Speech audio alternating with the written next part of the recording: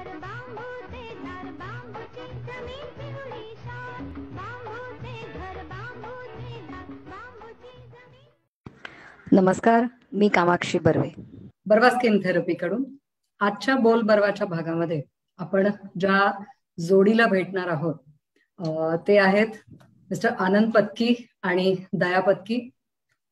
नमस्कार, तुमच्या दोघांचं या बोल बर्वाच्या प्लॅटफॉर्म मध्ये मनापासून स्वागत आहे। मी या जोडीला अत्यंत इंटरेस्टिंग जोडी एवढ्यासाठी म्हणते आहे की दयाकडे आलेला आहे आई वडिलांच्याकडून बांबू या विषयातला वारसा। 38 वर्षाचा श्री अजित ठाकूरांचा बांबू या विषयातला अभ्यास। दया ही त्यांची मुलगी। शिक्षण BSc botany, MSc environmental science Pune युनिव्हर्सिटीमधून। 9 वर्षाचा एकंदर तिला एक्सपिरियन्स आहे बायोडायव्हर्सिटी कॉन्झर्वेशन, लाईव्हलीहूड जनरेशन या विषयामधला। नंतर भारतीय गव्हर्नमेंटची एक मिनिस्ट्री आहे जी ग्रीन स्किल डेव्हलपमेंट प्रोग्राम या म्हणजे मिनिस्ट्री ऑफ फॉरेस्ट, एन्व्हायरमेंट आणि क्लायमेट चेंज याच्या under green skill development program असा एक विषय घेतला जातो, ज्याच्यामध्ये तुमचा अभ्यास किती आहे, तुमचं त्या विषयाचं शिक्षण कसं आहे याच्यावरती तुम्ही कोणत्या लेवलमध्ये काम करणार हे ठरवलं जातं।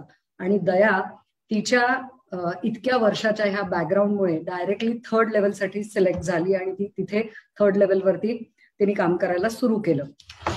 आता मिस्टर आनंद पत्कींच्या बद्दल मी सांगू इच्छिते। आनंद हा असा तरुण मुलगा आहे ज्यांनी बहुधा खूप लवकरच्या वयामध्ये ठरवलं होतं की बेसिक शिक्षण आपल्यासाठी पुरेसं आहे आणि मग आपल्याला जे काही काम करायचं आहे हे प्रॅक्टिकल नॉलेजवरती काम करायचं आहे। त्यामुळे 10वी नंतर त्यांनी पुढचं शिक्षण घेतलं नाही। मायनिंग या फील्डमध्ये पहिल्यांदा जॉब करत असताना असं लक्षात आलं की कदाचित गार्डनिंग हा विषय आपल्याला जास्त आवडतो आहे किंवा गार्डन मॅनेजमेंट या विषयाकडे आपण वळू शकतो। सो त्यांनी गार्डन मॅनेजमेंट मध्ये काम करायला सुरुवात केली आणि हे काम करता करताच पुन्हा एकदा आपली शाळेतली वर्गमैत्रीण दया हिच्या वडिलांशी त्याचा संपर्क आला, श्री अजित ठाकूरांशी। अजित काका हे स्वतः 38 वर्ष जवळजवळ बांबू या विषयामध्ये काम करतच होते। मग बांबू हे गार्डन डेव्हलपमेंट मध्ये कशा पद्धतीने वापरता येतील हे त्यांच्याकडून आनंदनी शिकायला सुरुवात केली। आणि मग नंतर बांबू हा विषय थोडासा आपण स्केलअप करू शकतो का किंवा करता येईल का आणि मग त्याच्यापासून पुढे काय काय करता येऊ शकतं हे काम सुरू झालं। याच्यासाठी हा मुलगा माणगावला शिफ्ट झाला। माणगाव हे रायगड जिल्ह्यातलं खूप छोटं गाव आहे आणि म्हणून मला या जोडीला विशेष यांचं कॉंग्रॅच्युलेशन्स करावेसे वाटत आहेत की ज्या वयातली जोडपी शहरामध्ये राहून काहीतरी करण्याचा प्रयत्न करत असतात तेव्हाच या दोघांनी देखील माणगाव सारख्या रायगड जिल्ह्यातल्या छोट्या गावी जाऊन आपलं विश्व उभारायचं ठरवलेलं आहे। वेलकम टू बोल बर्वा। आनंद आणि दया, तुमचं दोघांचंही या प्लॅटफॉर्मवर मनपूर्वक स्वागत आहे। मला एक गोष्ट सांगशील दया की लहानपणापासूनच बांबू हा तुझ्या आयुष्याचा एक भाग आहे, मग हा भाग, हा बॉन्ड आहे तरी कसा नक्की, काय सांगशील? वडील गेले 38 वर्ष या क्षेत्रामध्ये आहेत। म्हणजे आमची लोणावळ्याला शेती होती आधी, तिकडे जवळजवळ 3-4 जातीचे बांबू ऑलरेडी लावलेले होते। मग त्याच्यानंतर एक वर्षी साधारण 93-94 या वर्षी कळक नावाच्या एका जातीला फुलोरा आला आणि त्याच्यानंतर काही वर्षानंतर लगेच दुसऱ्या एका जातीला फुलोरा आला। तर बांबूला फूल त्याच्या आयुष्यात एकदाच येतं, तर त्या आणि नंतर फूल आल्यानंतर तो बांबू संपतो, म्हणजे मरतोच, ते बेट अख्खं। तर ते त्या बियांचं करायचं काय ते मोठा प्रश्न होता। तर वडिलांनी आम्हाला लहान असताना सांगितलेलं शेतात की चला बिया गोळा करा वगैरे, तर आम्ही त्या गोळा केलेल्या अशा। मग बाबा बऱ्याच ठिकाणी गेलेले विचारायला, बऱ्याच जणांना की या बियांचं काय करता येईल का, या बिया रुजू होतात का, काय करता येईल का। तर त्यावेळेला बरेच जण म्हणालेले की हे दळलं जातं आणि त्याची भाकरी बनवली जाते, बांबू राईस बनवला जातो आणि रुजून तर काही येत नाही, कारण बाबांना त्याच्याबद्दल खंत वाटत होती की आपलं झाड गेलं, म्हणजे बांबूचं बेट गेलं, तर आता काय करायचं. तर बऱ्याच जणांनी सांगितलं की ह्या बिया उगवून येत नाहीत वगैरे. तर बाबांनी ठीक आहे म्हणलं, मग आम्ही एवढ्या सुट्टीत गोळा केलेल्या होत्या बिया, त्या त्यांनी मग टाकवायला सांगितलं की ह्या टाकून द्या, ह्याचा काही उपयोग नाहीये. त्या त्यांनी टाकून दिल्या आणि लकीली पावसात त्या सगळ्या उगवून आल्या. बात मग आहे. ते त्याचं आश्चर्य वाटलं की आता म्हणजे लोकांनी सांगितलं तर या उगवणार नाही आणि या उगवून आलेल्या आहेत. मग आम्ही परत ते काढलं, मग ते सेग्रिगेशन केलं परत. असं बरेच, म्हणजे त्या वेळेपासून आमची कुठे ना कुठेतरी इन्व्हॉल्वमेंट असायची. बरं, त्या काळात बाबा बऱ्याच जणांना भेटायचे, कारण भरपूर व्हेरिएशन्स होते, कसं आयडेंटिफाय करायचं बांबूला वगैरे वगैरे. त्यामुळे लहानपणापासून ते कानावरती शब्द वगैरे कंटिन्युअस पडत असल्यामुळे आणि डोळ्यांसमोर वाढत असताना दिसतच होता तो. असा माझा आणि बांबूचा बॉन्ड लहानपणापासून आहेच. म्हणजे तुझी सांगतेस ती माहिती तर खरंच माझ्यासाठी नवीनच आहे की बांबूला फूल आल्यानंतर बांबू मरतो. म्हणजे बांबू बद्दल खरोखरच आमच्यासारख्या सामान्य माणसांना अत्यंत जुजबी माहिती आहे, याबद्दल तर शंकाच नाही. मग याच्याबद्दलची ही जी इंटरेस्टिंग माहिती तू सांगते आहेस की त्याला फूल येतं आणि मग नंतर ते बांबूचं अख्खं बेट मरतं, याच्यासारखीच अजून नेमकी वेगळी अशी काही माहिती तू आम्हाला सांगू शकशील का, की जी आमच्या ज्ञानामध्ये खरंच भर घालेल. कारण खरंच नाही माहिती आम्हाला. म्हणजे बांबूचे किती प्रकार भारतात बघायला मिळतात किंवा इथे कोणते सापडतात. कारण काही रेसिपीज मध्ये बांबू खायला सुद्धा, म्हणजे सूप्स मध्ये वगैरे बांबूचे शूट्स वापरले जातात. तर हे तर ऐकून आता माहिती आहे की थाई जेवणामध्ये बांबूचे शूट्स वापरले जातात. पण आपल्याकडे मिळणाऱ्या जातींमध्ये हे असतात का? हे सगळेच परदेशातनं येतं. थोडीशी भर घालशील आमच्या ज्ञानात नक्की. नक्की नक्की. साधारणपणे भारतामध्ये 140च्या आसपास व्हरायटीज आढळतात बांबूच्या. त्या जातींपैकी म्हणजे भारतात सर्व ठिकाणी त्या बांबू हा आढळला जातो. फक्त बर्फाळ ठिकाणी भारतात मिळणारा बांबू होत नाही, असं आहे. सो ह्या जातींचं वैशिष्ट्य बऱ्याच वेगळ्या जाती, म्हणजे काळा बांबू असतो, काही बांबूंचं डायमीटर मोठं असतं, काही पूर्ण भरीव बांबू असतात, असे बरेच प्रकार आहेत त्याच्यात. प्रॉपर्टीज वेगवेगळ्या आहेत. काही लवचिक असतात, काहींचं बास्केट विविंग साठी मटेरियल तयार करता येतं, काही खाद्य अन्नासाठी म्हणजे शूट्सची भाजी करण्यासाठी उत्तम आहेत, कारण त्यांच्यामध्ये नॅचरल तो स्वीटनेस आणि चांगला एरोमा असतो. तसे बहुतेक सगळ्याच बांबूंच्या कोंबांची भाजी करतात, पण त्यातल्या त्यातच कुठला बांबू कमी तुरट, कुठला बांबू गोड, अशा चवी ठरलेल्या आहेत. साधारणपणे आमच्यासारख्या सामान्य माणसाला बांबू म्हणजे गुढीपाडव्याचा कळक हे माहीत असतं. कळकाचा बांबू ज्याला म्हणलं जातं, तेवढा एकच बहुधा बघितलेला असतो. फार फार तर कुठे झोपडी टाईप असेल तर त्याच्यावरती तट्ट्यांचं कव्हर असतं, ते देखील बांबूंपासून बनवलं जातं, इतपतच. ह्याच्यापेक्षा वेगळी माहिती काही आमच्याकडे नाही.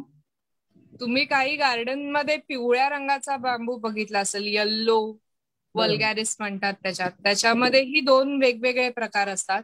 आमच्याकडे काळ्या रंगाचा पण बांबू आहे, ज्याचं खोडच काळं असतं, म्हणजे तो काळ्याच रंगाचा असतो, असं. सो असे वेगळे. आणि मगाशी जसं मी म्हणाले की बांबूला फुलोरा येऊन बांबू मरतो, तर त्याच्यामध्ये कसं असतं की 3 प्रकारचे फुलोरे असतात. एक फुलोरा असतो जो दरवर्षी येतो. तर दरवर्षी फुलोरा येणारी जी जात आहे ती शक्यतो मरत नाही, ती जिवंतच राहते. दुसऱ्या प्रकारचा जो फुलोरा असतो त्याच्यामध्ये या बेटामधल्या काहीच बांबूंना फुलोरा येतो आणि तो एक विशिष्ट स्पोरॅडिक फ्लावरिंग, तो एक बांबू पोल मरतो त्या बेटामधला. आणि ग्रिगेरियस फ्लावरिंग जे असतं त्याच्यामध्ये ते बांबूचं बेट अख्खं मरतं. आणि शिवाय त्या बांबूची म्हणजे आपण म्हणू मातृवृक्षाची जी मुलं वेगवेगळीकडे लावली असतील तीही त्यावेळेला मरतात. स्पोरॅडिक फ्लॉवरिंग मध्ये अजून एक महत्वाचा मुद्दा म्हणजे स्पोरॅडिक फ्लॉवरिंग मधून बरेचदा फक्त फुलं येतात, बीज तयार होत नाही आणि बीज तयार न झाल्यामुळे रिप्रोडक्शन होऊ शकत नाही, रिप्रोड्यूस होत नाही, नवीन रोपं तयार होऊ शकत. आणि ग्रिगेरियस फ्लॉरिंग मध्ये फुलं एखाद्या रिजन मध्ये, पर्टिक्युलर रिजन मधला थ्रू आउट सगळा त्या पर्टिक्युलर जातीचा बांबू सगळ्यांना फ्लॉवरिंग येतं, इररिस्पेक्टिव्ह ऑफ त्याच्यापासून जर का रोप तयार करून दुसऱ्या लोकेशनवर नेला असेल तरी सुद्धा त्याला सुद्धा येणारच आहे त्याच कालावधीत जेव्हा मातृ वृक्षाला फुलं येणार. आणि ग्रिगेरियस फ्लॉवरिंग मध्ये फुलं आल्यानंतर बीज निर्मिती होते की ज्याच्यापासून रिप्रोड्यूस होऊ शकतो बांबू. आणि हेच बीज जे असतं, बांबूचं बियाणं जे असतं, ते आपण गिरणीत, म्हणजे भाताच्या ज्या गिरणी असतात त्याच्यामध्ये दळून तांदूळ तयार होतो, ज्याला बांबू राईस आपण म्हणतो. तर त्या बांबू राईसची जी भाकरी असते ती खूप उत्कृष्ट लागते. त्याचा जो अरोमा असतो, म्हणजे गरम गरम भाकरी खाण्याचा अरोमा खूप चांगला आणि खूप वेगळाच असतो. अनेक प्रकारे त्याचं म्हणजे वापर केला. रेसिपीज त्याच्यामध्ये बांबूची खीर सुद्धा अतिशय उत्कृष्ट होते, त्या तांदळाची खीर सुद्धा अतिशय उत्कृष्ट होते. बांबू शूट्स तुम्ही जसं मगाशी म्हणाला की बऱ्याच रेसिपीज मध्ये बघितल्या जातात. ऑन द सेम हँड तुम्ही आजकाल बघितलं असेल व्हॉट्सअपवरती वगैरे व्हिडिओज येतात, बांबूच्या आतमध्ये बिर्याणी बनवतात, म्हणजे बांबूमध्ये सगळं बिर्याणीचं मटेरियल टाकून तो भट्टीत टाकला जातो. सो त्याला वेगळ्या प्रकारचा बांबू लागतो. सो असे बरेच वेगवेगळ्या प्रकारचे बांबू. आता आपण जे व्हिडिओ आतापर्यंत आपल्या समोर आलेले की कुठल्याही किंवा हॉटेलमध्ये बांबूच्या मधून बिर्याणी सर्व करतात, तर ते सगळं खोटं आहे. ते तसं नसतं ऍक्च्युली. बांबू बिर्याणी बनवायला लॉन्जिस्पॅटस नावाचीच जात लागते, कारण त्याच्यामध्ये नैसर्गिकरित्या स्वीटनेस असतो आणि त्याचं मॉइश्चर कंटेंट जास्ती असतं. त्या मॉइश्चर कंटेंटमुळे तुमचा राईस किंवा चिकन शिजणार आहे. And that is an consumable part, की तुम्ही एकदा एक इंटरनोड वापरलात की तो तुम्हाला परत वापरता येणार नाही, तो स्क्रॅप झाला, तुम्हाला परत नवीन डिश साठी नवीन इंटरनोड लागणार आहे. आणि तो सुद्धा फ्रेश कटच लागतो, ज्याच्यामध्ये मॉइश्चरचं प्रमाण तेवढं जास्तीत जास्त असेल. जर का तुम्ही शिळा वापरलात तर तुमची बिर्याणी कदाचित शिजणार नाही, त्याला तो अरोमा पण नाही असं. अत्यंत किंवा तुम्ही जर का इंटरेस्टिंग जात बदलली तर तुम्हाला ती चव सुद्धा येणार नाही.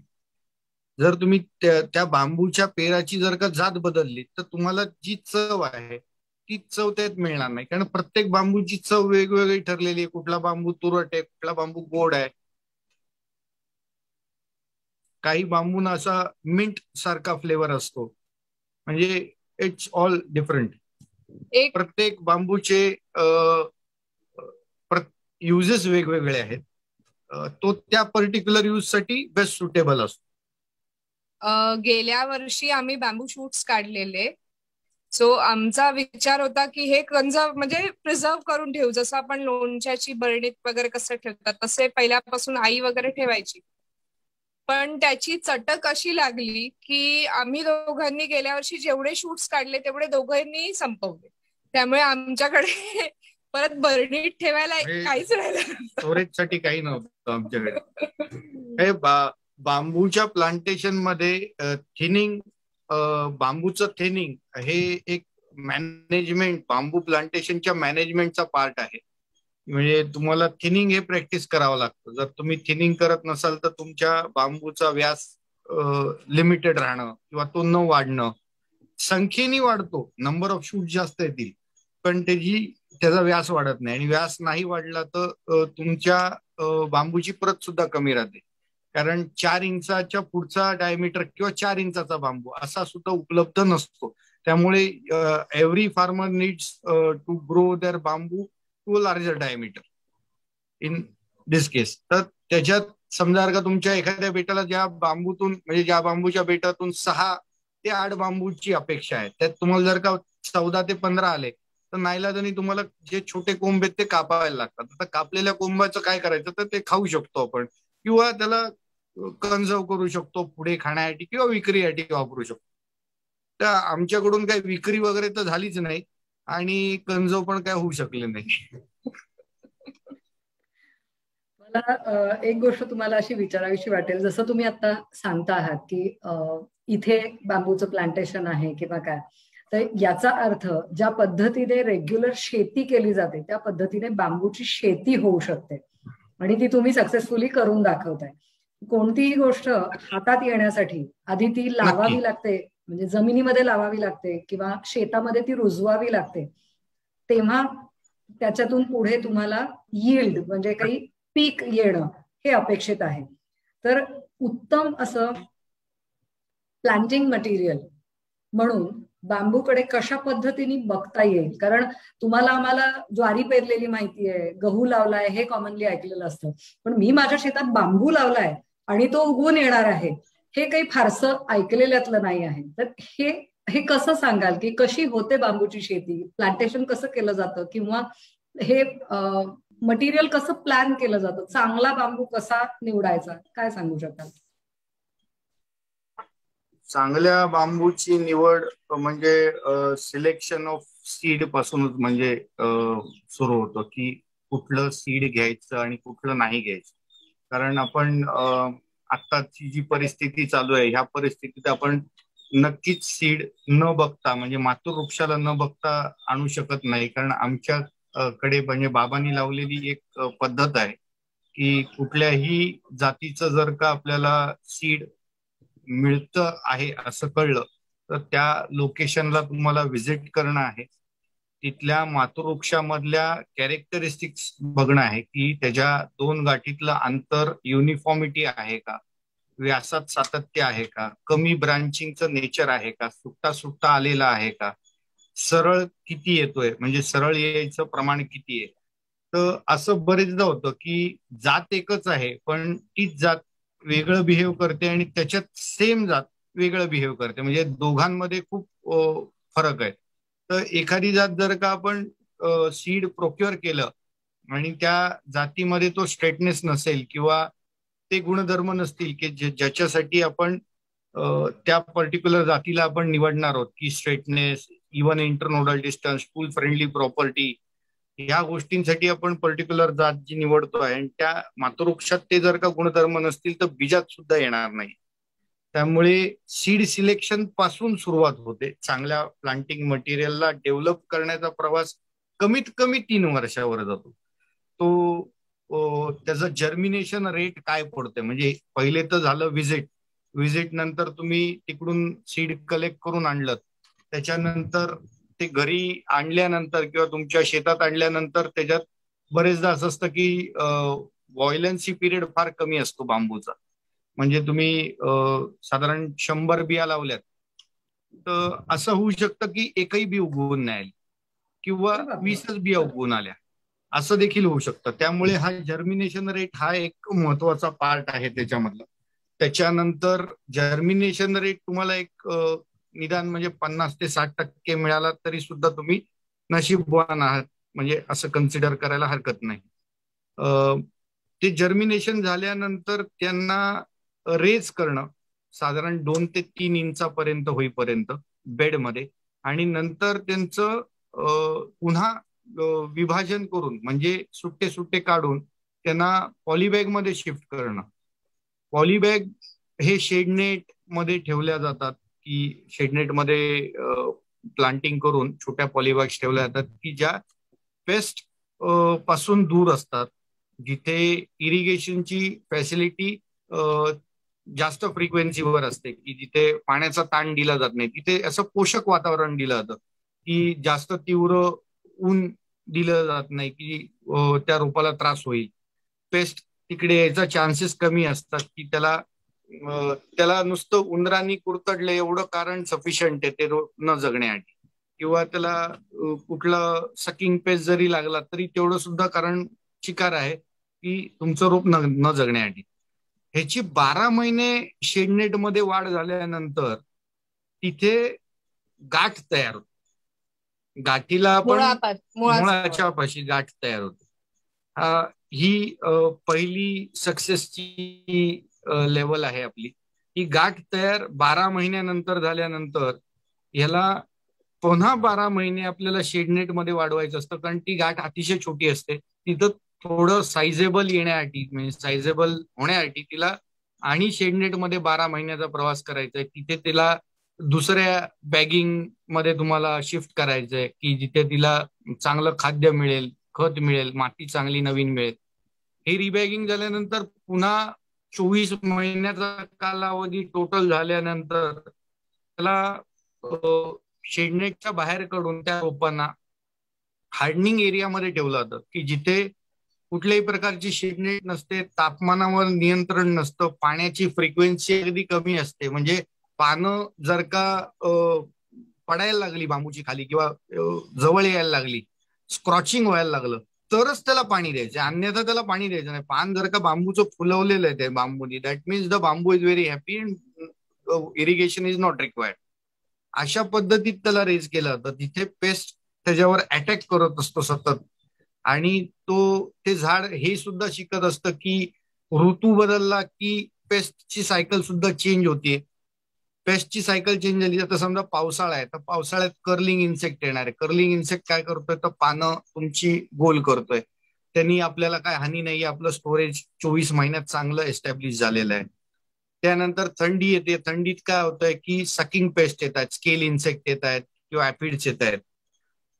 याही थंडीत काही आपल्यावर इन्सेक्टिसाइड वगैरे पेस्टिसाइड मारलेलं नाहीये आणि हाही सीझन निघून गेला, ते त्या झाडाला त्याच्यामध्ये शिकून जातं ते की ऋतू बदलला की पेस्टची सायकल चेंज होते, की लगेच तुमचा उन्हाळा आला की तिकडे हे दोन्ही स्केल इन्सेक्ट, ऍपिड वगैरे सगळे नाहीसे झालेले असतात. तिथे तुमचा लगेच एक बुरशीचा प्रकार आलेला असतो, लीफ ब्लाइट व्हायला लागलेला असतो झाडाला. लीफ ब्लाइट मध्ये काय असतं की पानं तुमची सगळी सुकायला लागलेली असतात, त्यातून हिरवा रंग नाहीसा होत जातो, डॉर्मन्सी मध्ये जायला लागतो बांबू. मग तोही प्रवास गेला की मग परत पावसाळ्यात झाड हिरवं होऊन जातं. हा असा सगळा प्रवास झाल्यानंतर एक सशक्त झाड बांबूचं तयार होतं की जे फील्डच्या कंडिशनचा स्ट्रेस घेऊ शकेल आणि ते कमी कष्टात, कमी त्रासात, कमी पाण्यामध्ये, कमी कष्टाने ते वाढू शकेल. कारण तुम्ही जेव्हा शेतात लावत असता तेव्हा त्या रोपांमधलं अंतर पडत असतं. नर्सरीत रेज करताना सगळी रोपं जवळ असतात, त्यामुळे तुम्हाला त्यांची काळजी घेणं सोपं जात असतं. पण तुम्हाला जेव्हा लहान वयाचं रोप तुम्ही फील्डमध्ये लावता तेव्हाच तुम्हाला खूप जास्ती पाणी, खूप जास्त खत, खूप जास्त पेस्टवर लक्ष, ह्या सगळ्याच गोष्टी बंधनकारक राहतात, अन्यथा तुमचं रोप दगावू शकतं. थोडक्यात एखाद्या सॅपलिंगला किंवा एखाद्या बाळाला आपण जे तयार करतो, हार्डन करतो की तू कुठल्याही कंडिशन मध्ये, कुठल्याही वातावरणात तू जगू शकशील, असं हार्डनीची शेड एक केली जाते. आणि मग ती लेवल पास झाल्यानंतर that becomes a quality planting material असं. आणि हा सगळा प्रवास झाल्यानंतर मग झाड असं काही तयार होतं की म्हणजे ज्यांनी झाड तयार केलेलं असतं त्याला एवढा कॉन्फिडन्स आलेला असतो त्या झाडाबद्दल की हे पर्टिक्युलर झाड, ह्याला फक्त पाणीच नाही मिळालं तर मरणार आहे, अन्यथा दुसरं काही कारण असू शकत नाही म्हणजे मरण्यासाठी. एखाद्या शेतकऱ्याकडे गहू लावल्यानंतर तो गहू 4-6 महिन्यामध्ये चक्क धान्य स्वरूपामध्ये बाहेर येणार असतो. तसं बांबू हे सोपं, म्हणजे लावण्यासाठी सोपं नक्कीच नाही. त्याच्या मागे कष्ट, शेतकऱ्याचेही कष्ट आहेतच, पण त्याचं पीक फास्ट हातात येणार आहे. तुमचं पीक फास्ट हातात येणार नाही, हे सरळ तुमच्या एकंदर जी काही तुम्ही प्रोसेस सांगितलीत, खूप टेक्निकल प्रोसेस आहे ही. म्हणजे आमच्यासारखे लोक ज्यांचा या फील्डशी काहीच संबंध नाहीये, तर त्यांना तर मला वाटतं की अरे असं असतं का, म्हणजे 24 महिने चक्क बॅगमध्ये ठेवावं लागतं किंवा शेडमध्ये वाढवावं लागतं, मग परत उचलून इकडून तिकडे न्यायचं आहे. म्हणजे सरळ सिंपल भाषेमध्ये फळे रसाळ गोमटी जसं आपण म्हणू, तसं तुम्ही जे सांगितलं की बेसिक आधी तुमचं बीजच तुम्हाला उत्तम मिळायला पाहिजे, मग तुम्हाला जी काही फळं मिळणार आहेत ती कष्टानंतर मिळणार आहेत आणि चांगल्या 3 वर्षाच्या कष्टानंतर मिळणारी फळं आहेत ही. आता फक्त ही रोपनिर्मिती आली. आता रोपनिर्मितीनंतर जेव्हा शेतकरी लागवड करणार आहे अशा वाढवलेल्या रोपाची, तेव्हा किमान 3 वर्ष लोकल सॉइल मध्ये रूट झोन एस्टॅब्लिश व्हायला त्याला लागणार आहे त्या रोपाला. आणि 3ऱ्या वर्षी जो बांबू येईल तो उत्पन्नाचा बांबू असणार आहे की ज्याची साईज 2 इंच किंवा बियॉन्ड 2 इंच डायमीटर त्याचा असणार आहे आणि at least height will be more than 15 to 20 feet. आता ह्याची होऊ शकते असा हा बांबू आलेला आहे. आता त्याला परिपक्वता येण्यासाठी पुन्हा 3 वर्ष थांबायचं. म्हणजे लागवड केल्यानंतर पहिला तोडा शेतकऱ्याला 6व्या वर्षी आहे आणि त्याच्यानंतर प्रत्येक वर्षी तोडा किमान 50 ते 60, 70 वर्ष, 90 वर्ष डिपेंडिंग ऑन स्पीसीज की ती स्पीसीज कधी फ्लॉवर होणार आहे. पहिला 6 वर्ष तुम्हाला थांबल्यानंतर इट्स अ जनरेशन क्रॉप. पहिला तोडा तुम्ही 6 वर्षांनंतर घ्या, नंतर तुम्ही त्याच्या आयुष्यभर घेत राहायचं प्रत्येक वर्षी. आणि प्रत्येक वर्षी वाढत जातो तो, म्हणजे उत्पन्नाच्या दृष्टीने सुद्धा आणि त्याच्या आकाराने सुद्धा. थोडक्यात तुमचा शेतमालाचं उत्पन्न म्हणजे मी शेतकऱ्यांना हेच सांगू इच्छितो की जमिनीच्या वाढत्या किमतीप्रमाणे ते वाढतं गेलं पाहिजे. अन्यथा आपल्याकडे बरीच उदाहरणं आहेत की म्हणजे वडापाव 25 वर्षापूर्वी सुद्धा 10 रुपयाला मिळत होता, 25 वर्षानंतर सुद्धा 10 रुपयाला मिळतोय. हाईक बऱ्याच गोष्टींच्या हाईक झालेल्या आहेत, तरी सुद्धा प्रॉफिट मार्जिन लेस करून व्यवसाय चालू आहे. तर तसं न करता तो सुद्धा इन्क्रीजिंग साईडला गेला पाहिजे. म्हणजे तुमचं यील्ड जे आहे त्याचं व्हॅल्युएशन इन्क्रीजिंग साईडला जाणार आहे. Say hello to Mr. Anand Patki, fondly known as the Bamboo Man. I am Anand Patki and I am the Bamboo Man. Mr. Patki sources various pieces of bamboo across India and grows it in his very own bamboo world, situated on a quaint hill in Dongroli. This vast and picturesque space is home to at least 24 varieties of green gold aka bamboo. Like the Giganteus, which is the largest bamboo species in the world, also known as dragon bamboo, it grows up to 100 feet. The Giganteus is used for mats, baskets and even for construction. Another species you find here is the flexible oliveri kind, used for making fishing rods, furniture and vaulting poles. He has set up greenhouses to maintain necessary climatic conditions for its growth and has a pond that stores rainwater which is used to water these bamboo. Mr. Patki has a team that looks after all facets of farming. On the other hand, Mrs. Patki has gone a step further as she creates intricately designed bamboo jewelry. It survives on very little water. It can be used in more than 1500 commercial products. Bamboo releases 30% more oxygen than most trees. Bamboo is the most sustainable material and it plays an important role in battling the climate change. Mr. Anand Patki is on a mission to increase awareness amongst farmers and educate people about the commercial benefits of growing bamboo. Known as the poor man's timber, this Bamboo Man aims to draw attention to the richness of the bamboo. साधारणपणे बांबूचं plantation he आपली FD आहे असं म्हणायला हरकत नाही आहे. 6 वर्ष एकदा पूर्ण झाली की मग तुमचा it is not an FD, it is an generation crop. काय म्हणतो आपण, तो एक 6 वर्षाचा फक्त पिरियड आहे. मूल सांभाळायचंय तुम्हाला 6 वर्षापर्यंत, मग त्याच्यानंतर ते तुम्हाला काय देणार आहे, तर येस फळं देत राहणार आहे. मला एक प्रश्न असा पडला की बांबूला शाश्वत किंवा कायम राहणारा, सस्टेनेबल असं का म्हणलं जातं, या प्रश्नाची सुरुवात मला वाटतं तुमच्या या उत्तरामध्येच आहे की पहिली 6 वर्ष जर सोडली तर पुढे जे आहे हे सगळं शाश्वतच आहे. काय सांगाल? नक्कीच. आता कसं आहे, तुम्ही कुठलंही बाकीचा प्लांटेशन ॲग्रोफॉरेस्ट्रीचा क्रॉप घेतलं, साग घेतला किंवा शीशम घेतलं, चंदन घेतलं, तर ह्याच्यात कसं असतं की आज तुम्ही झाड लावलं तर तुम्ही एक झाड लावता, ते त्याचं सायकल त्याची कम्प्लीट झाल्यानंतर you harvest it from your. Okay, त्याच्यानंतर दुसरं इकडून आलं तर आलं, पण त्याला परत सरळ व्हायला तुम्हाला किमान 15 वर्ष थांबावं लागतं. तर त्याच्यामध्ये ब्रांचेस नको, हे नको, म्हणजे स्ट्रेट पाहिजे वगैरे. पहिल्या तोड्यानंतर ह्या सगळ्या ॲग्रोफॉरेस्ट्रीच्या क्रॉप मध्ये जास्त ब्रांच निघणं, सरळ न येणं, ह्या सगळ्या गोष्टी पाहण्यात आलेल्या आहेत ऑलरेडी. बांबू शाश्वत का असं तुमचा प्रश्न होता. एक साधारण 6 वर्षानंतर बांबू स्वतःची इकोसिस्टीम तयार करतो. ती म्हणजे अशी की बांबू एवढा गडद होतो की सनलाईटला डायरेक्ट हिट होऊन देत नाही त्याच्या रूट झोनवर. दरवर्षी त्याची पानगळ होते, त्यामुळे आच्छादन चांगल्या प्रकारे होतं. ज्या आच्छादनामुळे सुद्धा जिथे स्कॅटर्ड फॉर्म मध्ये सनलाईट येतो तो सुद्धा तुमच्या सॉइलला हिट होत नाही. त्यामुळे जमिनीचं तापमान वाढत नाही. जमिनीचं तापमान न वाढल्यामुळे तुमच्या जमिनीच्या आतली जी मायक्रोबल ऍक्टिव्हिटी असते ती सदैव जिवंत राहते. ह्या पडलेल्या लीफ लिटरचं पुन्हा खतामध्ये रूपांतर होतं. सॉइल टेम्परेचर जास्त हिट न झाल्यामुळे पावसाळ्यात जिरलेलं जे पाणी बाष्पाच्या स्वरूपात जमिनीच्या गर्भात आहे ते तिथेच राहतं किंवा ह्युमिडिटी वाढल्यावर ते जिथे एव्हपोरेशन व्हायला सुरुवात होते तेव्हा ते येऊन मल्च खाली म्हणजे लीफ लिटर खाली अडकतं. ती वेपर बाहेर पडू शकत नाही आणि तेच पाणी बांबूला मिळतं. अशा प्रकारे बांबूची एक इकोसिस्टीम तयार झाली की त्याच्यानंतर तुमचा भाग त्याच्यातून संपतो.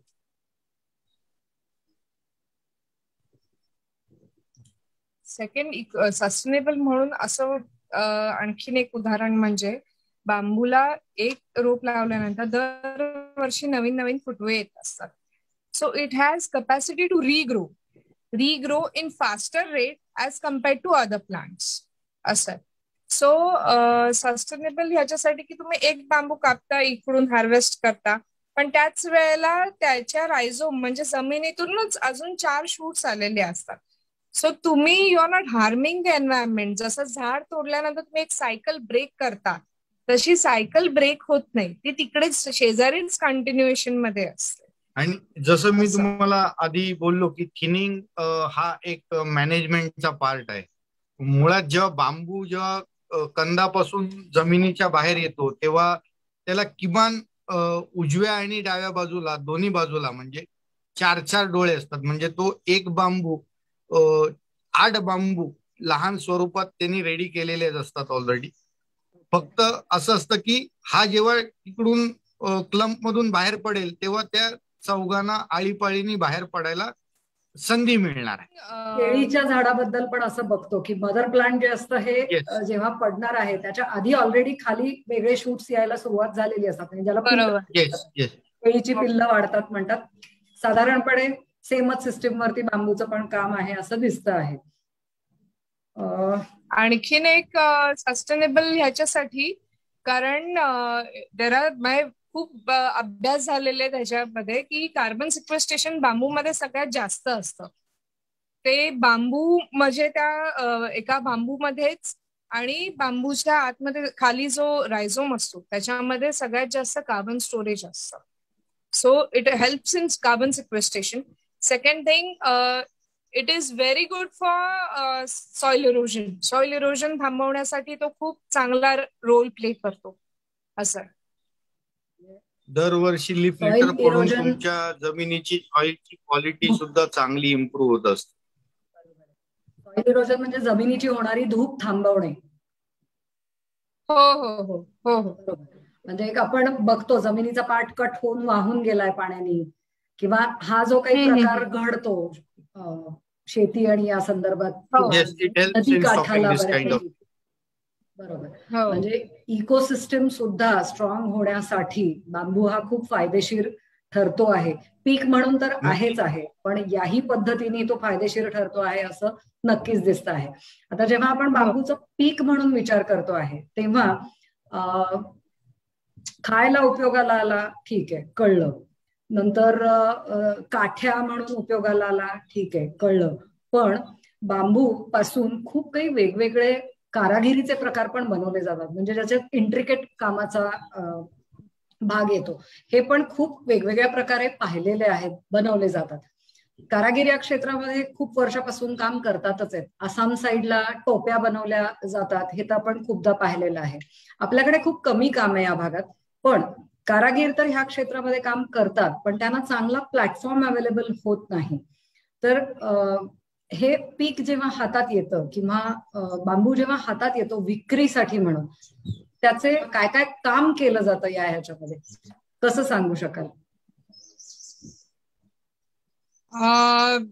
मी आधी जसं म्हणाले जसं मी लहानपणापासून बांबू बघत गेले तर त्याच वेळेला बांबूशी निगडीत जे काम करणारे होते तेही आमच्या आसपास सारखे होते. सो ते बघतच असते होते. आणि मी बांबू या क्षेत्रात यायच्या आधी फॉरेस्ट डिपार्टमेंटच्या मँग्रोव्ह सेलच्या UNDP GEFच्या लाईव्हलीहूड कन्झर्वेशनच्या एका छोट्या प्रोजेक्टमध्ये काम करत होते मी असेल. सो त्याच्यामध्ये उपजीविकेची अजून कुठली कुठली साधने असतात याच्यामध्ये विचार करताना बघताना हे लक्षात आलं की बांबू हाच एक खूप मोठा उपजीविकेचा सोर्स आहे.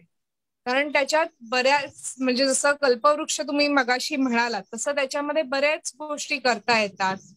फर्निचर इंडस्ट्री झाली, आज बांबूचे दागिने झाले जे बांबू तंत्र बनवत आहे, बांबूचे लॅम्प्स झाले, बांबूचे पेन स्टँड झाले. सो ह्याच्यामध्ये खूप स्कोप आहे. बांबूच्या चटया झाल्या, म्हणजे खूप वाईड स्कोप आहे. आजकाल नवीन कन्सेप्ट जो आलेला आहे बांबू हाऊसिंग, हा तर खूप लोक ऑप्ट करत आहेत कारण सस्टेनेबल लिव्हिंग आणि ग्रीन लिव्हिंग कडे आता बरेच जण वळतायत असं. सो बराच स्कोप आहे ह्याच्यामध्ये. तुम्ही सांगितलं की कारागिरी वेगवेगळ्या प्रकारची अवेलेबल आहे. पूर्वीपासून लोक काम तर करत होते याच्यामध्ये, पण तुम्ही दोघांनी जेव्हा याच फील्डमध्ये आपल्याला काम करायचं आहे हा डिसिजन घेतला तेव्हा बांबूकडे आयुष्यातला एक महत्वाचा भाग म्हणून बघता बघता हाच जगण्याचा सोर्स देखील होऊ शकतो. जसं तू म्हणालीस की वेगळ्या पद्धतीने अर्निंग सोर्स म्हणून बघायला काय हरकत आहे, तर तुम्ही ह्याच्याकडे वेगळ्या पद्धतीने कसं काय बघितलं? हेच बरेच कारागीर जे होते जे नॅशनल अवॉर्ड विनर होते, जे खेड्यात राहायचे पण त्यांचं काम फार सुंदर होतं, पण त्यांना मार्केट मिळत नव्हतं त्यांचे प्रोडक्ट्स डिस्प्ले करायला, त्यांचे प्रोडक्ट्स विकायला. सो बांबू तंत्र ही फर्म त्याच्यासाठी स्थापन केली की कारागिरांचे जे प्रोडक्ट्स आहेत ते त्याच्यामध्ये डिस्प्ले होऊन जास्तीत जास्त त्याचा स्प्रेड करता येईल. आज काही झालं तरी पुणे हे एक शहर आहे, त्यामुळे तिकडे जास्त स्कोप मिळतो then sitting in any other rural areas असं. सो त्यांना त्यावेळेला खूप अडचण व्हायची की आम्हाला ही विक्री करायला त्रास होतो. कारण बांबूमध्ये मी पडायच्या आधी 1 वर्ष मी जवळजवळ कारागिरांबरोबर काम करत होते, त्यांच्या अडचणी समजून घ्यायला की कसा. एक मला तुला इंटरप्ट असं करायचं आहे की जेव्हा तू कारागिरांच्या बरोबर काम करायला सुरुवात केलीस त्याच्या आधी ते कोणते प्रॉडक्ट्स बनवत होते, त्याच्यानंतर त्यातल्या प्रॅक्टिकल अडचणी लक्षात आल्यानंतर त्यांना तू कुठल्या बाजूकडे वळवू शकलीस की हे पण आपण करून बघितलं तर ह्याला आपल्याला मार्केट चांगलं मिळू शकेल, काय सांगशील? बरं, या अगोदर पण ते बांबूची कामं करत होते. लाईक एक्झाम्पल हे बांबूचे दागिने आहेत. सो ते सुरुवातीला हे दागिने बनवायचे असं आहे, पण त्यांना ही अडचण होती की हे बाहेर मार्केट कसं करायचं. सो मी त्यांच्याबरोबर काम करत असताना लक्षात आलं की marketing is one thing. Okay, so I started doing marketing की आपण हे विकूया, आपण बघूया किती. मग मी वेगवेगळ्या एक्झिबिशन्स मध्ये भाग घ्यायला लागले आणि मग जी विक्री व्हायची मग त्याचा जो मोबदला होता तो त्यांना सगळा द्यायचे की तुमच्यासाठी आहे. पण हेच करताना काही चॅलेंजेस म्हणजे असे जसं तुम्ही म्हणाला की आधी काय करायचे आता नंतर काय करतात, त्याच्यामध्ये बरेचदा असं व्हायचं की इयरिंग्स ते बनवायचे किंवा पेनस्टँड ते बनवायचे पण दोन्ही वेगवेगळ्या साईजचे असायचे, कारण हे शेवटी सगळे हेड आहे. हे मायनर फरक असतो हँडमेड मध्ये की सगळं प्रपोर्शनेट होत नाही, मिसमॅच होतं की एखादी इयरिंग मोठी एखादी थोडी छोटी, तर ते नीट बघितल्यानंतरच तुमच्या लक्षात येणार आहे, असं सहज बघता लक्षात येणार नाही. आता हे फिशचं आहे, सो ह्याच्यामध्ये पण तेच व्हायचं की साईजेस वेगळ्या यायच्या. मग आता ते काय करायला लागलेत, आता मी त्यांना सांगितलेलं आहे की आपल्याला आपली विक्री होते म्हणजे आपल्या मालाची, पण ती क्वालिटी करायला कसं, तर दोन्ही एका साईजचे कसे करता येतील ह्याच्याबद्दल मी त्यांना शिकवत गेले. पॉलिशिंग कसं करायचं, शिवाय मी आता बऱ्याच एक्झिबिशनला माझ्या आर्टिस्टना पण घेऊन जायचे की तुम्ही या माझ्या बरोबर आणि यू सेल इट आउट असं आहे. आता हा पेन स्टँड आहे, सो ते नॉर्मली असा पेन स्टँड बनवायचे पण हे क्रॅकिंगचे व्हायचं त्याला. मग क्वालिटी बांबू कसा काढायचा, कसा शोधायचा हे महत्वाचं आहे. मॅच्युअर असलेलं टिंबर हे त्यांना शिकवत गेलं. सो आता आधी जे बनवायचे ते आणि आता बनवायचे ते ह्याच्यामध्ये quality change is very much seen in that. म्हणजे असं आहे.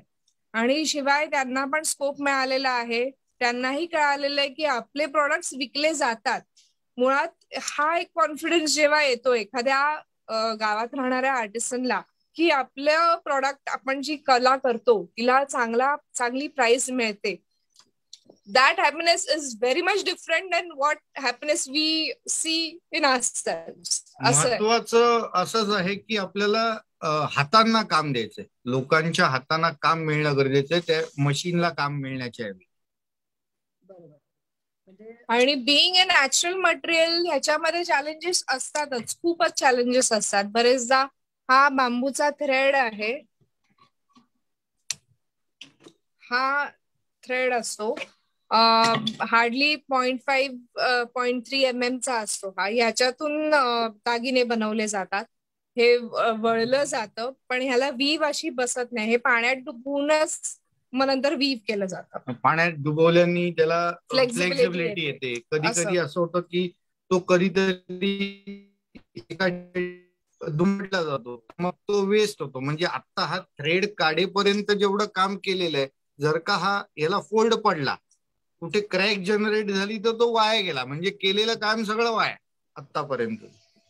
नॅचरल मटेरियल मध्ये अजून एक चॅलेंज म्हणजे हे आता बॅम्बूचे स्ट्रॉ आहेत. सो इन दिस याच्यामध्ये तुम्ही बघितलं तर डायमीटर प्रत्येकाचं वेगवेगळं असतं. सो नॅचरल मटेरियल मध्ये हे काही चॅलेंजेस येतात, पण आपल्याला कस्टमरसाठी सॉर्टिंग इज इम्पॉर्टंट. हे त्यांना मी आर्टिसन्सना सांगितलं. Sorting, artisan presentation. तुम्ही कुठलंही ज्वेलरी अशी डायरेक्ट विकू, म्हणजे कागदात वगैरे असं बांधून देऊ शकत नाही. ती अशी प्रेझेंटेबल फॉर्म मध्ये असेल तर मग अजून चांगली दिसते. नुसतं प्लास्टिक मध्ये देऊन नाही. तो हे सगळं ट्रेनिंग जे होतं, म्हणजे माझ्या नंतर त्यांचं training to strengthen artisans is more important असं आहे. I'm Daya, founder of Bamboo Tantra. My father is in bamboo cultivation for past 37 years. So you can say that I was born and brought up in bamboo. Yes, I was brought up in bamboo. As you can see, this is our small garden and this is my house. Bamboo Tantra was formed in the year 2018 when I got to know that there are many national award bamboo artisans who never got platform to sell their products. Currently, Bamboo Tantra is having 7 bamboo artisans. Before starting Bamboo Tantra, I was working with bamboo artisans for 1 year to know the traditional techniques of bamboo art and bamboo preservation. Bamboo is the most sustainable and flexible natural material available on earth. आधी एकतर तुम्ही खूप एक वेगळं field निवडून त्याच्यामध्ये इतकं deep route पर्यंत जाऊन काम करता आहात. त्यातही जे चॅलेंजेस तुम्हाला दिसत आहेत, म्हणजे नुसतं प्रॉडक्ट बनवून कधी कधी भागत नाही, तर त्याची विक्री ही सगळ्यात महत्वाची असते. आणि त्या विक्री करताना येणारे जे काही चॅलेंजेस तुम्ही बघितलेले आहेत, आधी एक तर त्याच्यासाठी तुम्हाला थँक्यू की तुम्ही खूप छान पद्धतीने लोकांना समजावून सांगू शकलात की त्याच्यात आपण काय म्हणतो स्पेसिफिकेशन्स जेव्हा तुम्ही आणता की येस 2 कानातली जर असतील तर ती एकसारखी दिसली तर समोरच्याला विकत घेताना त्याच्याबद्दल अजून थोडासा जास्ती त्याची अटॅचमेंट त्याच्याशी वाढू शकते. 2 वेगवेगळ्या गोष्टी आहेत म्हणलं तर जर आपण विचार करू, हे जेव्हा स्पेसिफिकेशन फायनल होत जातात किंवा बारीक लक्ष त्याच्यावरती दिलं जातं, तेव्हा मग ती गोष्ट एखाद्या प्लॅटफॉर्मवर विकणं सोपं जातं. आज बोल बरबादची मुलाखत जे लोक बघत असतील त्यांनी बांबू तंत्राच्या वेबसाईटला, त्यांच्या इंस्टाग्राम पेजला जरूर भेट द्या. पहा तिथे तुम्हाला काय काय बघायला मिळतं आहे. मला तरी स्वतःला तिथे फोटोमध्ये दिसणारा बकुळहार अत्यंत आवडलेला आहे. खूप नाजूक काम आहे त्याचं आणि अत्यंत सुरेख, म्हणजे सोन्याचा बकुळहार काय दिसेल इतका सुंदर तो बांबूचा बकुळहार दिसतो आहे. आणि जरूर मला वाटतं लोकांनी जाऊन त्या इंस्टाग्रामच्या पेजवरती ते नक्की चेक करा. आपण जे सोन्याची किंवा ऑक्सिडाइज किंवा कुठलीही ज्वेलरी जी घालतो त्याला एक सेल्फ वेट असतं, वजन असतं. तेच जर तुम्ही बांबूची ज्वेलरी जर वापरली तर खूप लाईट वेट असते. झुमका माझा एक डिझाईन आहे आणि ते दिसायला एवढं मोठं आहे चांगलं, पण त्याचं weight is just 1.6 gram, which is nothing. म्हणजे दो इट इज असं दिसताना मोठं दिसेल तुम्हाला, पण 1.6 ग्रॅम म्हणजे काहीच नाहीये. माझ्या बांगड्या त्या आता अगदीच म्हणजे फेदर वेट आहे, तुम्ही बोलू शकाल असं. चलो, मला वाटतं सगळ्यात जास्ती खुश कोण होणार असेल तर ही मुलाखत बघणारे नवरे लोक खुश होणार आहेत, कारण खर्चच कमी होणार आहे. वजनच नसलेला एक वस्तू जी आहे ज्याच्यापासून खूप छान दागिना बनवता येऊ शकतो, कसा ते दयाने आपल्याला दाखवलेलं आहेच. दागिने हे अत्यंत सुंदर तर दिसता आहेतच. ज्यांना कोणाला डायरेक्टली मागवायचे असतील त्यांच्यासाठी दयाचे, आनंदचे नंबर्स, त्यांच्या वेबसाईटचे ऍड्रेसेस हे सगळे खाली येणार तर आहेतच. पण मला एक गोष्ट अजून तुम्हाला सांगावीशी वाटेल किंवा विचारावीशी वाटेल. भारत सरकारचे काही असे उपक्रम आहेत की ज्याच्यामध्ये कुठला तरी एक वेगळा विषय निवडून कोणी काम करत असेल, काही त्याच्यावरती आधारित बिझनेस उभा करायचा प्रयत्न करत असेल, तर गव्हर्नमेंटकडनं त्यांना वेगळं रेकॉग्निशन मिळतं. त्यापैकी दया तू एक आहेस. म्हणजे विमेन्स डेला तुला फेलिसिटेट केलं गेलं या विषयासाठी की तू बांबू हा विषय घेऊन काम करते आहेस आणि त्याच्यामध्ये पुढे जाण्याचा प्रयत्न करते आहेस. हे काय होतं, काय सांगशील? मी ग्रीन स्किल डेव्हलपमेंटचा एक कोर्स केलेला, बॅम्बू प्रोपगेशन अँड मॅनेजमेंटचा. सो तो कोर्स करून झाल्यानंतर बरेच जण असतात की जे they don't take it up असं आहे, आणि मी तो घेतला आणि मी तो कोर्स पुढे घेऊन त्याच्यात शिकून त्याच्यामध्ये माझा स्वतःचा बिझनेस एस्टॅब्लिश केला. शिवाय एम्प्लॉयमेंट जनरेशन, आर्टिसन्सला स्ट्रेंथन करणं वॉज मेन थिंग, की त्यांना मार्केटसाठी स्ट्रेंथन करणं हे, आणि एक एन्व्हायरमेंट फ्रेंडली प्रोडक्ट वरती काम करणं which is based on environment protection तुम्ही ह्याच्यावरती. यासाठी मला निस्बड नावाची जी इन्स्टिट्यूट आहे, the national institute of entrepreneurship and small business development आणि फॉरेस्ट रिसर्च इन्स्टिट्यूट देहरादून, या दोघांनी माझं नाव रेकमेंड केलेलं for this woman entrepreneur course, जो ग्रीन या सेक्टरमध्ये काम करणाऱ्या महिलांना मिळालेला. त्यातली मी एक होते. असं तुझ्यासारख्या इतक्या यंग एज मध्ये हा पुरस्कार मिळवणं सोपी गोष्ट नाही आहे.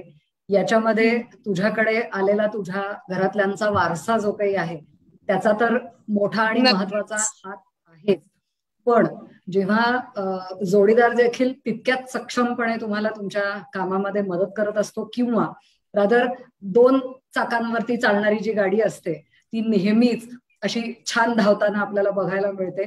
तुम्ही दोघंही एक विषय घेऊन अत्यंत सरळ लाईन मध्ये काम करत आहात आणि छान स्पीडनी काम करत आहात. हा तुमच्या कामाचा स्पीड असाच राहो.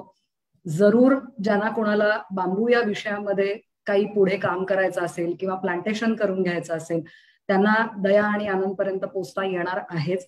या माध्यमातून आम्हाला त्यांचे नंबर्स नक्की शेअर करता येतील. तुम्हाला या विषयामध्ये माझ्याकडे जागा आहे, शेती आहे, पण मला बांबू या विषयाबद्दल खरंच काही माहिती नाहीये असं जर असेल तर जरूर या दोघांच्या पर्यंत पोहोचा. ते तुम्हाला या विषयामध्ये सगळी मदत करतील.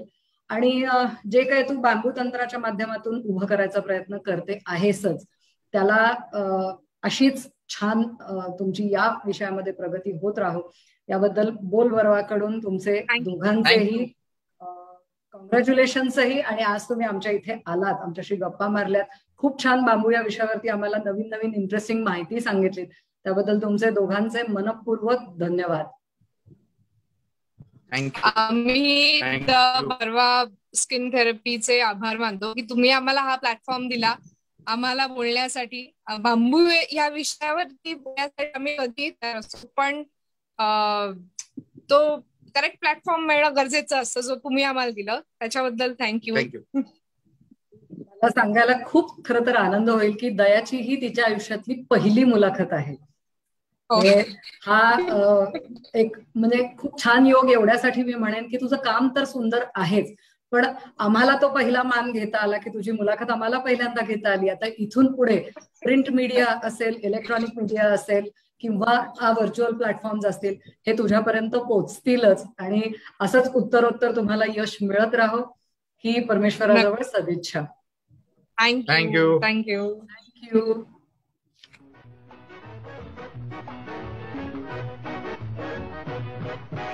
Number 54, the house with the bamboo door. Number 54, the house with the bamboo door.